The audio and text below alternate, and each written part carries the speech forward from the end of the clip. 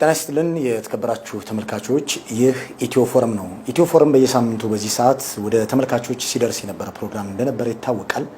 ነገር ግን ላለፉት 8 ሳምንታት ወደ ተመልካቾች መድረስ አልቻለም።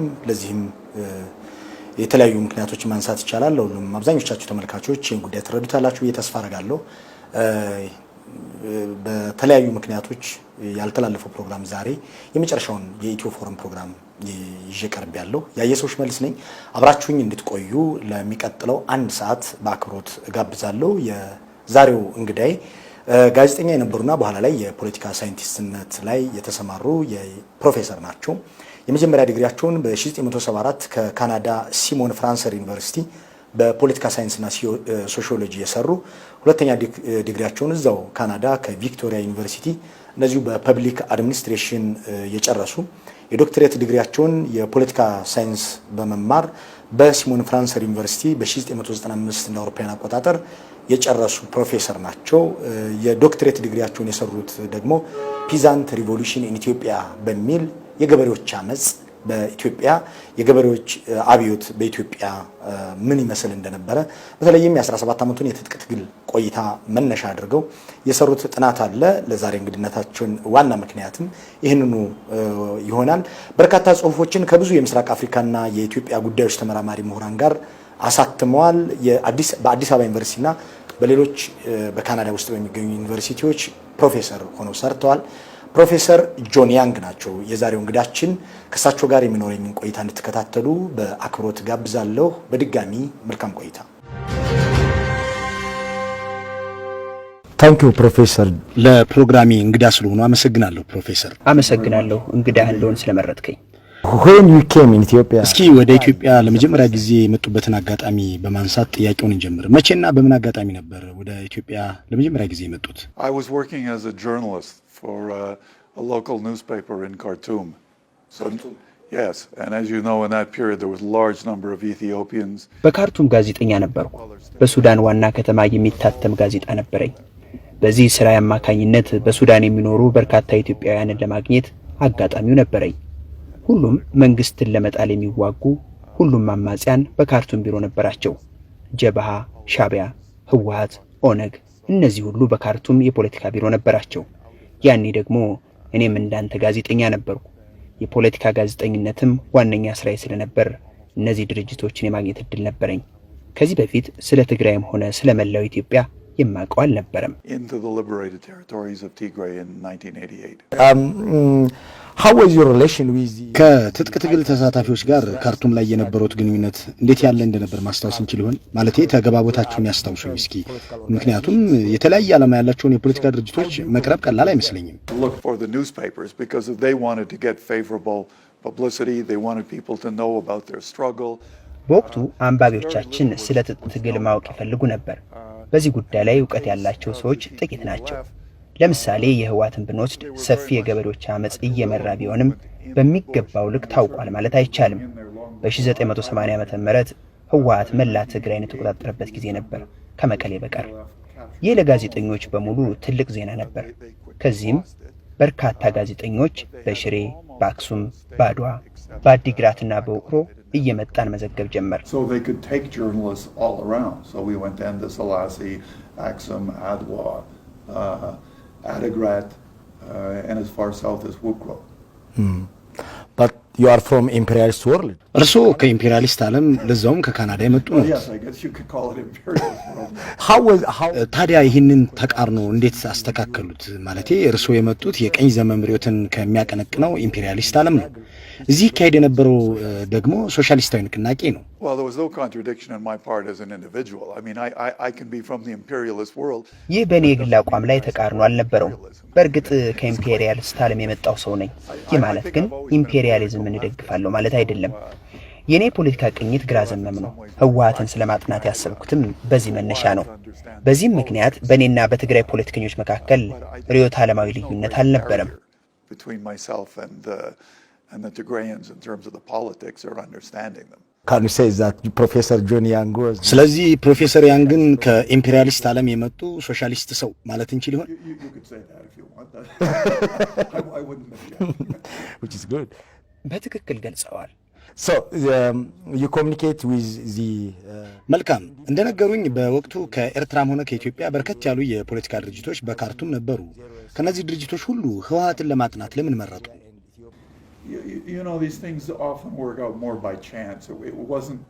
በእርግጥ ይህ በአጋጣሚ የሆነ ነገር ነው። በወቅቱ ጥልቀት ባለው ሁኔታ ፖለቲካ እንረዳለሁ ማለት አልችልም። ግን በትግራይ ትጥቅ ትግል ላይ ጥናት እንዳደርግ ገፋፋኝ ሁኔታ በአጋጣሚ የተፈጠረ ነው።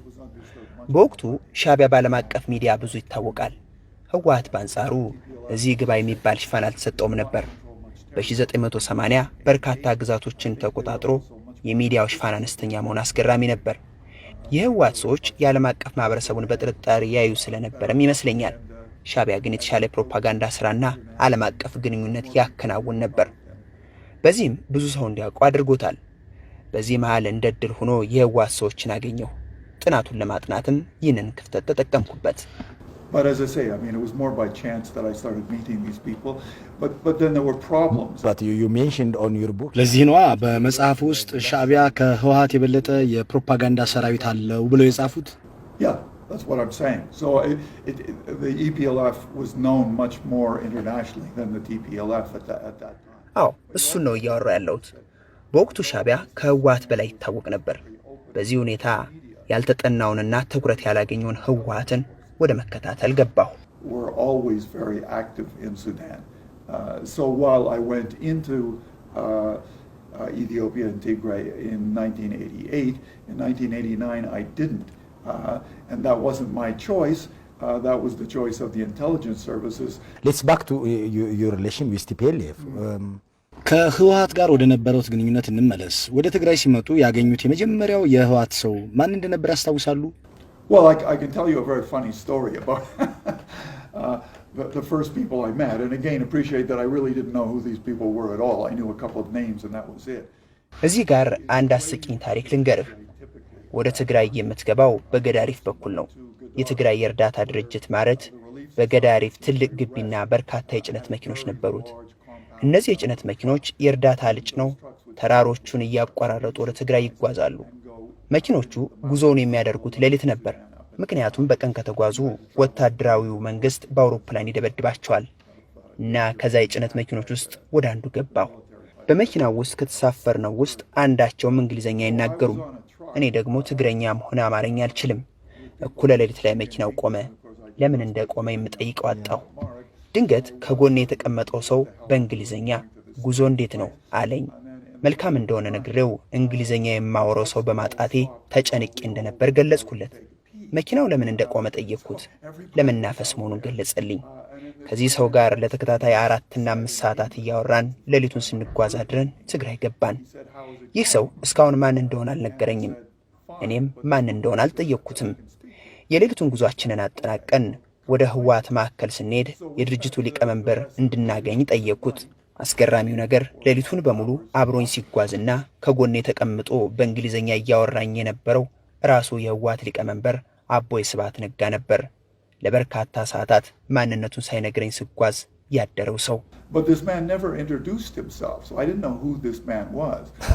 At the end of my visit to Tigray, I was taken to the chairman of Tigray. That was Sabat Nega. That was the man in the truck. Did he tell you that? ለምን ማንነታቸውን እንደደበቁ እርሱ አልጠየቋቸው?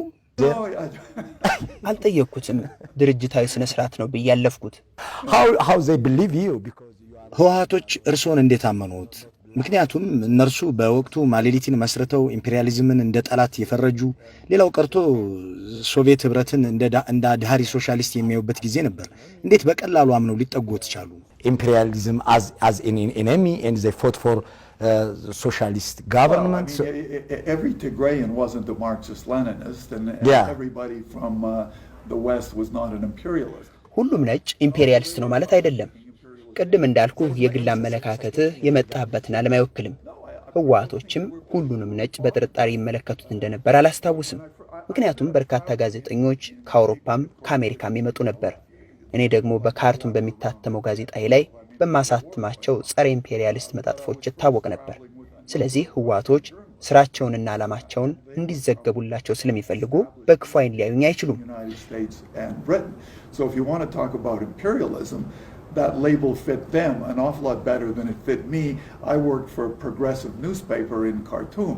TPLF ህወሓት ራሱን አብዮተኛ የፖለቲካ ድርጅት አድርጎ ይጠራል። የብሔሮችን እኩልነትና የመሬት ባለቤትነትን ለማረጋገጥ የታከለ ድርጅት እንደሆነም ይገልጻል። የመደብ ታጋይ መሆኑንም ያነሳል። በርሶ ጥናት ይህን ይስማሙበታል? በእርግጥ ህወሓት ምንድነው? አዎ እስማማበታለሁ። አዘር ፖለቲካል ኦርጋናይዜሽን በኢትዮጵያ ውስጥ በርካታ ድርጅቶች ጠመንጃ አንስተው በመንግስት ላይ ሸፍተው ነበር። ግን ማሸነፍ የቻለው ህወሓት ብቻ ነው። ለምን ይመስልዎታል? Well, I think there's a whole bunch of reasons, and that's a big question.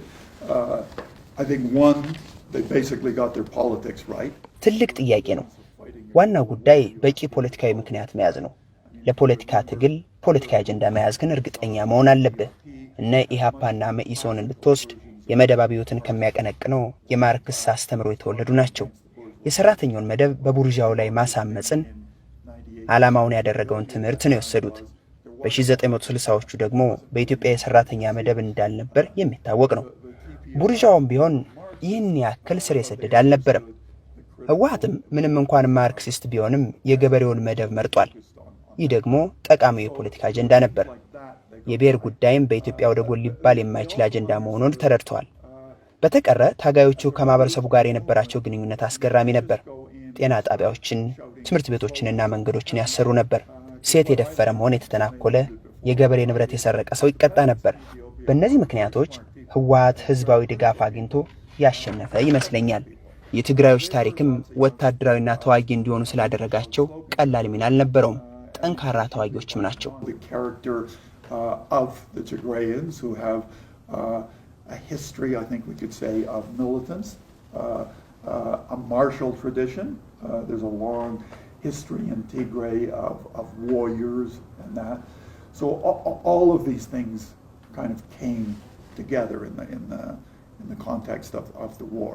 So you came from Khartoum with ከህወሓት ሊቀመንበር ጋር ወደ ትግራይ ከመጡ በኋላ ከድርጅቱ ሰዎች ጋር የነበሩት ግንኙነት ምን መሳይ ነበር? Well, the situation was basically I got thrown out of Sudan in 1989. So I went back to Canada, and to be perfectly frank, I couldn't get a job. በ1981 ዓመተ ምህረት ወደ ካናዳ ሄጄ የፒኤችዲ ትምህርቴን ከጀመርኩ በኋላ ጥናቴን በህወሓት የትጥቅ ትግል ላይ ለማድረግ በድጋሚ መጣሁ። አሁን ህወሓቶች ጠረጠሩኝ። ምክንያቱም ጥያቄዎቼ ፍጹም ርዕዮተ ዓለማዊ፣ ቀጥተኛና ፖለቲካዊ ነበሩ። ገበሬዎችና ሌሎችን ተዘዋውሬ ለማነጋገር አስጎብኝና አስተርጓሚ ፈልግ ነበር። ገበሬዎቹ ሳይቀር ለምጠይቃቸው ጥያቄ በጥርጣሬ የተሞላ መልስ ይሰጡኝ ነበር። I was treated with a lot of suspicion by the TPLF. Why? So, well, it relates more to your question before. I mean, so you started ከዚያ ዘ ፒዛንት ሪቮሉሽን ኢን ኢትዮጵያ የሚለውን ጥናቱን አሳተሙ። Well, of course, I was there doing a PhD research. Already, yeah. So the PhD was completed. First of all, the book. አዎ የፒኤችዲ ማሟያ ጥናቴ ነበር። So when you start thinking ስለ ገበሬዎች አብዮተኛነት መቼ ነው ማሰብ የጀመሩት? I think there was two things. One, when I went to Tigray initially, I was very impressed with what I saw. But you also have to realize what I was doing. ይህንን ሁለት አጋጣሚዎች የፈጠሩልኝ ይመስለኛል። አንደኛው የትግራይ ገበሬዎች ያካሄዱት የትጥቅ ትግል ትኩረቴን ስለሳበው፣ ሁለተኛው በካርቱምና ሳትሞ የነበረው ጋዜጣ ለሱዳን ህዝብ ነጻነት ጦር ኤስፒኤልኤ ያጋደለ መሆኑ ነው።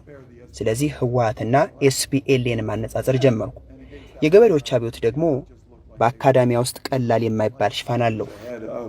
Of the SPLA in terms of politics, organization, commitment, all of these kind of things. So that led me to be quite impressed with them.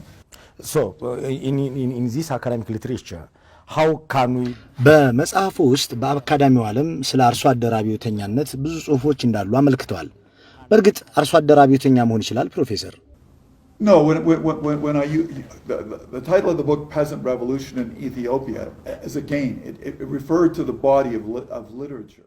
መጽሐፉ በዋናነት ስለ ኢትዮጵያ አርሶ አደሮች አብዮት የሚተርክ ሆኖ የተዘጋጀ ነው። በውስጡ ግን ስለ ገበሬዎች አብዮተኛነት ጽንሰ ሐሳባዊ ትንታኔዎች አሉት። አንዳንድ አርሶ አደሮች አብዮተኛ የሚሆኑበት ጊዜ አለ። ለምሳሌ በላቲን አሜሪካ፣ በሜክሲኮ፣ በማዕከላዊ እስያ ገበሬዎች በራሳቸው አብዮት መሪዎቻቸውን መርጠዋል። አብዛኞቹ አብዮቶች ግን ውጤታማ አልሆኑም። ምክንያቱም አመራሮቹ ምንም እንኳን ከገበሬው መሃል የወጡ ገበሬዎች ቢሆኑም ማዕከላዊነት የበዛበት ፖለቲካ ስለዘረጉ አብዮቶቹ ከሽፈዋል።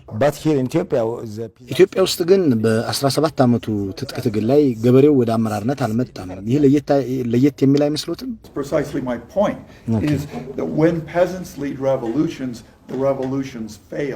ዋናው ላስነብብ የፈለግኩት ጉዳይም እሱ ነው።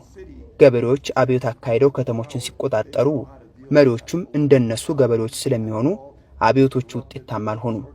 ምክንያቱም ሙሰኛ፣ ቅንጅት የሌላቸውና ሁኔታዎችን የማይረዱ ይሆናሉ።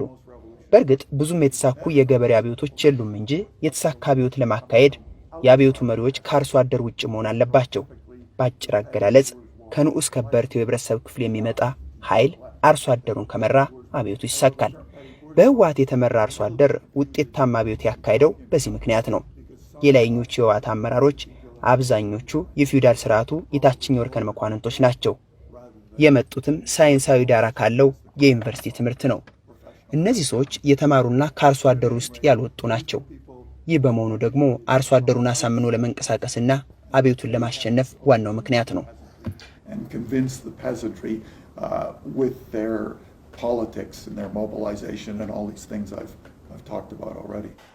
ፕሮፌሰር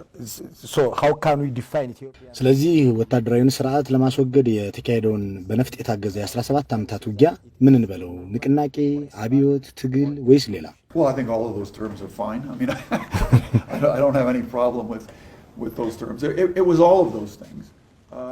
ሁሉም መሆን ይችላሉ።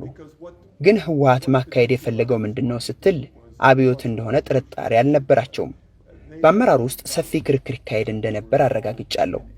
አርሶ አደሩ ደግሞ መሰረታዊ በሆኑና እንደ ጤና መሰል ባሉ መሰረተ ልማቶች ላይ አበክሮ ይወያይ ነበር። የትግራይ ብሔርተኝነትም ዋነኛው የህዝቡ ማደራጃ ምክንያት ሆኗል። ስለዚህ እነዚህን ስትገጣጥማቸው አብዮትም ትግልም ንቅናቄም መካሄዱን ያሳያሉ።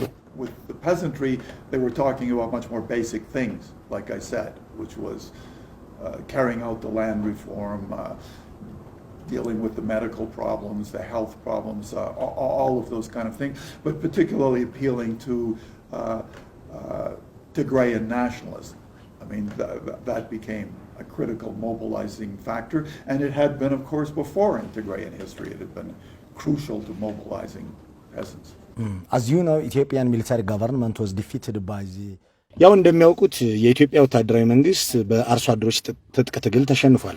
ይህ ትጥቅ ትግል የተጀመረው ደግሞ ከአገሪቱ ዋና ከተማ ከ1000 ኪሎ ሜትር በላይ በሚርቅ ቦታ ላይ በተጀመረ ነው። ቀደም ሲል እንደገለጹት ደግሞ ከአገሪቱ መንግስት መቀመጫ ቅርብ ርቀት ላይ ሆነው የተመሰረቱ ፖለቲካዊ ድርጅቶች ነበሩ። ግን ከነሱ ይልቅ ከ1000 ኪሎ ሜትር ርቀት ላይ የተነሳው የትግራይ ትጥቅ ትግል መንግስትን ጥሏል። ምክንያቱ ምንድነው ማለት እንችላለን ፕሮፌሰር? Well, again, I think it had an awful lot to do with the character of the Tigrayans and the culture and the nationalism and the dislocation and the very... ይህ ቅድም ወዳነሳሁት የተጋሮች ባህሪ ይመልሰናል። የትግራዮች ባህል ብሔርተኝነታቸውና የቦታው ወታደራዊ ስትራቴጂክነት እንዲሁም አንድ ቋንቋ የሚናገሩ መሆናቸው ትልቅ ሚና አለው። ከሁሉም በላይ ደግሞ የትግራይ ህዝብ ወጥነት ያለውና በጎሳ ያልተከፋፈለ ነው። ይህ ለምሳሌ ኦሮሚያ ውስጥ የለም። የኦሮሞ ማህበረሰብ በርካታ ጎሳዎችና በብዙ ሃይማኖቶች ውስጥ ያለ ነው። ስለዚህ የተጋሩ ጥያቄዎች ወጥ በሆነ መንገድ ሊነሱ የሚችሉበትና የጋራ ትብብር ለማድረግ የሚቻልበት ሁኔታ ቀላል ይሆናል። ህዝቡ ሆሞጂኒየስ ወይንም አንድ አይነት መሆኑ ጠቃሚ ነበር። በትግራይ የገዘፈ የሃይማኖት ልዩነትም የለም። እጅግ አብዛኛው ኦርቶዶክስ ክርስቲያን ነው። ጥቂት ሙስሊሞች መኖራቸው እንደተጠበቀ ሆኖ ስለዚህ ይህ የትጥቅ ትግሉን ለማስተባበርና ድል ለማስመዝገብ ምቹ ሆኗል። የትግራይ ህዝብ ቁጥር አሁን ብቻ ሳይሆን ያንም ቁጥሩ ከሌላው የሀገሪቱ ህዝብ አንጻር ሲታይ አነስተኛ ነው። ግን መንግስትን ጣለ። ይህ እንዴት ሊሆን ቻለ ብሎ መጠየቅ ይቻላል። ያንን የአፍሪካ ግዙፍ ሰራዊት እዚህ ግባ የማይባል ትጥቅ የነበራቸው የህወሓት ታጋዮች እንዴት ማሸነፍ ቻሉ የሚል ጥያቄ ማንሳት ይቻላል። መልሱ አጭር ነው። ህዝቡ ለትግል ቀና ያመለካከት የነበረው መሆኑ ያመራሩ ቅንጅትና ቁርጠኝነት ከህዝቡ ቁጥር የበለጠ ጠቃሚ እንደነበር ያሳያል። and all the equipment and then the TPLF and they don't have that but I was taught that wasn't the crucial factor. The crucial factor was the willingness of people to fight, their level of commitment, the organization, the leadership. All of those things can be far more important than the actual numbers of people on the battlefield. ስለዚህ ይህ ትጥቅ ትግል በሌላ የአገሪቱ ክፍል ማለትም ከትግራይ ውጪ በሆነ የኢትዮጵያ ክፍል ተጀምሮ ቢሆን ሊሳካ አይችልም እያሉኝ ነው? It's hard to know. Obviously, if it was successful, it would have taken an awful lot longer. ደህና እውነት ለመናገር በቀላሉ የሚሳካ ነበር ማለት አልችልም። To overthrow the Derg, it was no easy situation. According to the number of the peasants, the Oromo people. በአርሶ አደሩ ቁጥር የበዛ አሃዝ ያለው ኦሮሚያ ነው። በትግራይ የተነሱት የብሔር ጭቆናና የመደብ ትግል ሐሳቦች ከትግራይ ይልቅ ኦሮሚያ ላይ የበለጠ ጆሮ ገብ ነበሩ። ታዲያ በአርሶ አደር ቁጥር የላቀውን የኦሮሞን ህዝብ ለመምራት የተመሰረተውና በእርሶ ትንታኔ ከንዑስ ከበርቴው የመጣው የኦነግ የፖለቲካ ሊቅ ለምን ማሸነፍ አልቻለም? I think I referred to that in some sense that the Oromo culture itself was much. የኦሮሞ ባህል በተፈጥሮ በጣም ውስብስብ ነው። ይህ ከትግራይ ጋር አይነጻጸርም። አርብቶ አደር፣ አርሶ አደር፣ ደገኛ፣ ቆለኛ ወዘተ እያልክ የምትከፋፍለው ፖለቲካዊ መሰረት ነው ያለው። ሁሉም ሃይማኖቶች ኦሮሚያ ውስጥ አሉ። ቅይጥ ማህበረሰብ ነው። ይህ ቅይጥ ማህበረሰብ ወጥ ጥያቄ ኖሮት እኩል ሊደራጅ አይችልም። የተለያዩ ጥያቄዎች ናቸው ያሉት። የኦሮሞ ብሔርተኝነትም ቋሚ አጀንዳ ይዞ መቀጠል አልቻለም። አንድ ጊዜ መገንጠልን ምርጫ ያደርጋል፣ ሌላ ጊዜ ደግሞ በኢትዮጵያ ውስጥ የበላይነት ባለው ፖለቲካ ሁኔታ መቀጠልን አጀንዳ ያደርጋል። ህወሓት ከዚህ አንጻር የተሻለ ነበር። አጀንዳዎቹን በግልጽ አስቀምጦ የተባበረ ትጥቅ ትግል መምራት ችሏል። ኦነግ ሌላው ቀርቶ በ1983 ዓመተ ምህረት ደርግ ሲወድቅ እዚህ ግባ የሚባል ግዛት አልያዘም ነበር። ህወሓት ግን ትግራይን ነጻ አውጥቶ በኢትዮጵያ ፖለቲካም ብልጭ ያለው ድርጅት ሆነ። They were waffling on those issues all the way through. The TPLF was much better. Can you say that TPLF's fault was? ስለዚህ የህወሓት ትጥቅ ትግል ተገቢና መካሄድ የነበረበት ነው? Yeah, I think it was. አዎ በሚገባ። So how do you value that? ውጤቱን ማለትም የትጥቅ ትግሉን ማግስት ስንገመግመውስ? Well, in any kind of social movement, it's never 100% this way. ደና የየትኛው ማህበራዊ አብዮት ውጤቱን 100% እንዲያ ነው 100% እንዲ ነው ማለት አይቻልም። በህወሓትና በሌሎች ቅንጅት የተመሰረተው ኢህአዴግም መንግስት ከሆነ በኋላ ያሳካውም ያላሳካውም አገራዊ ፕሮጀክት አለ። But it had weaknesses and it had problems with it. But overall, I think it was still a remarkable achievement. የህወሓትና የትግራይ አርሶ አደር ትግል በዓለም አቀፍ ምሁራንና አካዳሚ ውስጥ የሚታየው እንዴት ባለው ሁኔታ ነው? Well, that's a good question. I think I obviously look at it quite favorably. ጥሩ ጥያቄ ነው። ጥያቄን በልዩ ሁኔታና በጥንቃቄ እንማየው። የተዳፈረ ድምዳሜ እንዳይመስልብኝ እንጂ ዓለም አቀፍ አካዳሚው የህወሓትን ትግል አውቆታል ብዬ አላምንም። ቅድም ደጋግመህ እንደምትለው አብዛኛው የምዕራቡ ዓለም ምሁር በኢምፔሪያሊዝም አስተምሮ ውስጥ ያለፈ ነው። አብዛኞቹ ስራዎቻቸውም በቀዝቃዛው ጦርነት ላይ የተመሰረቱ ናቸው። ህወሓትን የሚያዩትም በዚሁ መነጽር ነው። ስለ ትጥቅ ትግሉ ርዕዮተ ዓለምም ሆነ ፖለቲካዊ ምክንያት በቂ ግንዛቤ ያላቸው ማለትም አይቻልም። በግራ ዘመን ፖለቲካዊ ዳራ ላይ ያሉትም ቢሆኑ ብሔር ሀገራዊ አጀንዳ አንግቦ ስለተካሄደው ትጥቅ ትግል የተደራጀ መረጃ አላቸው ማለት የሚከብድ ይመስለኛል። So they would not have many ideological friends given the politics of the TPLF. TPLF is fought for federal. ህወሓት ኢትዮጵያን በፌዴራላዊ ስርዓት ለማዋቀር እንደታገለ ይገልጻል። አሁን ያለው ፌዴራላዊ ስርዓት ዲሞክራሲያዊ ነው ወይም አይደለም የሚለውን እንተውና ይህ ፌዴራላዊ ስርዓት ሊመለስ ወይም ሊቀለበስ የሚችል ይመስሎታል? I was making the argument to someone before, but sometimes you make the argument. ይህንን የመታነሳውን ሐሳብ አንስቼ የተከራከርኩበት ጊዜ ነበር። ኢትዮጵያን ያለ ብሔር ተኮር ፌዴራሊዝም ማስቀጠል የሚቻል አይመስለኝም። ምናልባት አሁን እንዳለው አይነት ፌዴራሊዝም ያለ ላይሆን ይችላል። ምናልባት ይሄኛውን ስርዓት መከለስ ያስፈልግም ይሆናል።